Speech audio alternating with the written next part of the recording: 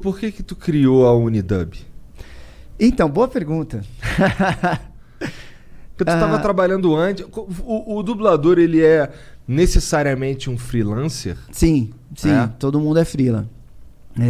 Porque o dublador grava em todos os estúdios, às vezes faz locução, trabalha em teatro, em rádio, em TV, né? Então, o mercado é um freela. Do jeito que tem que ser freela. Exato. Aí, eu sempre dublei. Aí dublei o Goku. Aí, porra, o Goku foi minha primeira vez, assim, que eu percebi que as pessoas reconheciam minha voz em outras coisas. Que acho que o Goku era tão marcante que passava um filme, é o Goku, né, é o Goku. As pessoas começaram... é de uma nação inteira, tipo, é de uma geração inteira, Sim. Foi uma maior referência de homem. Eu sempre reconheci o Goku e o Seiya. Sempre. E aí eu comecei a reparar nisso. E por causa de uma entrevistazinha aqui, uma matéria numa revista daquele nicho específico ali, as pessoas começaram a saber que aquela voz tinha um nome. E aí eu falei, cara, agora eu preciso manter o meu trampo em alto nível. Não dá pra de vez em quando eu fazer fazer um teste. Vamos ver se esse personagem vinga. E não vinga. Não, faz o teste e vai embora. Ou grava mais ou menos um filme. Você tá cansado, você tá não sei o quê. Fazer mais ou menos, ninguém sabe que eu sou. Hoje eu tô cansado, esse filme é uma porcaria. Não, eu tive que manter o meu trabalho em alto nível em tudo. Então foi legal porque o Goku me transformou num profissional melhor. Foi o seu primeiro hit grandão? Acho que foi. Isso foi quando? 99, eu acho, por aí. Aí beleza. Então eu me tornei um dublador, um profissional melhor. Aí quando eu virei diretor, eu passei a ter um nível de exigência que eu tinha comigo mesmo dublando, então me tornei um bom diretor. E aí me tornei coordenador artístico da Alamo. Alamo. Versão brasileira, Alamo. Que da hora, né? Você tem história nesses lugares. Sim, aí, né, pô, mano? Você trabalhou na Herbert Richards também? Uma vez. Uma vez. Porque a Herbert era no Rio, né? Uhum. Mas é legal essa história, me lembro de contar. Tá. Aí, eu comecei eu gostava muito do meu trabalho, que também tem outra história aí, né? Eu fazia teatro, novela, tudo assim que o ator faz, publicidade. Qual novela que tu fez? Onde eu conheci o Celton foi na Braço de Ferro, uma novela na Bandeirantes, década de 80. Fiz umas 3 na Bandeirantes, umas 2, 3 no SBT. Fiz algumas coisinhas na Globo. Então você já fazia coisa Vou procurar umas paradas de trabalhei lá, bastante, novão lá, fazendo Imagina, galãozão. Imagina. Aí, eu era Ronald McDonald e tal. E aí eu escolhi ficar na dublagem. Um dia eu falei, puta, eu vou parar tudo e vou ficar na dublagem, porque era o que eu gostava de fazer. Cara, era o que eu mais gostava de fazer. Só uma pausa. Como é que tu foi parar sendo Ronald McDonald? Então, isso aí tá aí um bagulho que eu não esperava. Eu já não lembro nem porque que eu tava falando, que você tinha perguntado. Não, eu te perguntei por que tu criou a Unidub. Isso, olha, eu não ia chegar nunca nisso aí. Então eu sempre fiz coisas que eu gostava, sempre. Então, tipo, eu jogo poker. Então eu jogava com os amigos, tinha dia que tava chato, eu dava um all-in, nada a ver e tal, e ia embora. Eu saio fora quando eu não tô gostando das coisas. Uhum. E aí a Alamo fechou.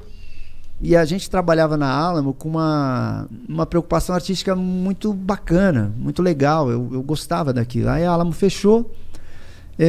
Eu fui dirigir em outro estúdio, que eu gosto muito de lá. Adoro as pessoas que estão lá. Sou super amigo dos donos. Qual é o nome? Vox Mundi. Só que na época, eles trabalhavam só com Discovery. Basicamente só com Discovery. Que era aquelas dublagens engraçadas, né? E tipo... Foi aí que você fez o Bear Grylls? Cara, não. Foi em outro lugar.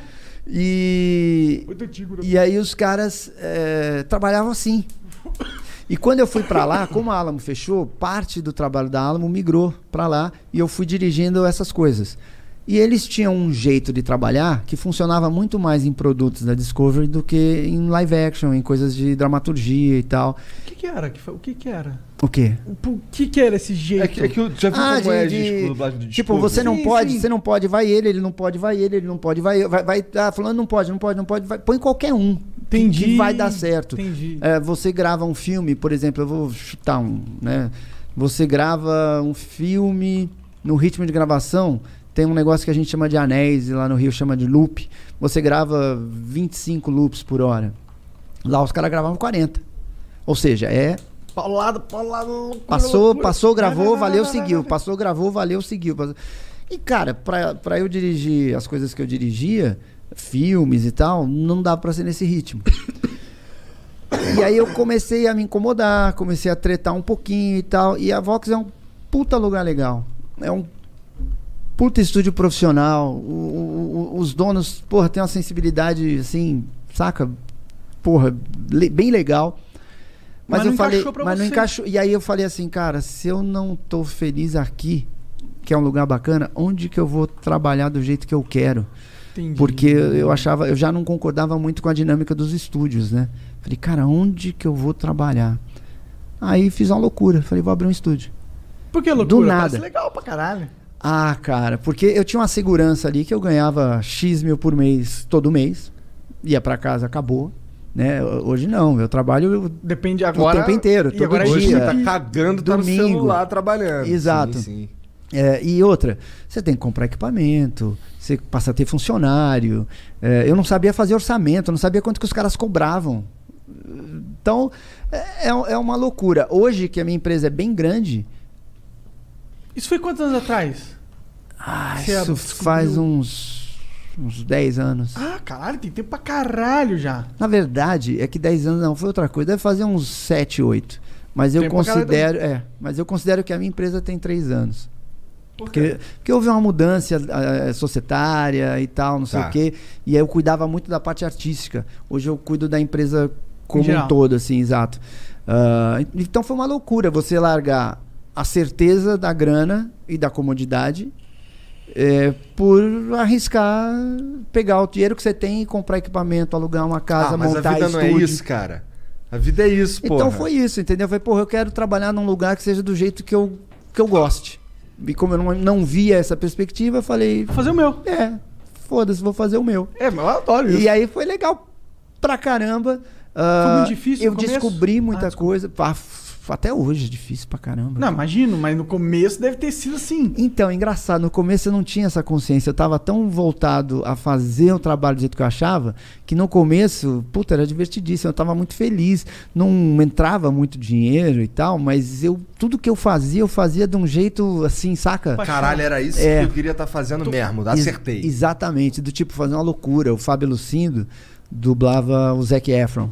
E aí eu peguei um filme do Zac Efron, ele morava em Portugal, na época não tinha essa coisa de gravação remota e tal. Cara, eu paguei uma passagem para ele vir de Portugal, gravar e ir embora. Tipo, meio que isso não existe. Mas assim, eu paguei, o filme vai sobrar quanto? Vai sobrar 8 mil? Quanto que é a passagem? 6? Dá para pagar? Foda-se. Ele vem e grava aí. Esse tipo de coisa, assim, sabe? Pra ficar excelente o bagulho. Exato. E aí foi assim que nasceu o Unidub, com a minha insatisfação com o mercado. Eu vou fazer o quê? Vou cruzar os braços e falar, é assim mesmo, é a vida? Eu falei, não.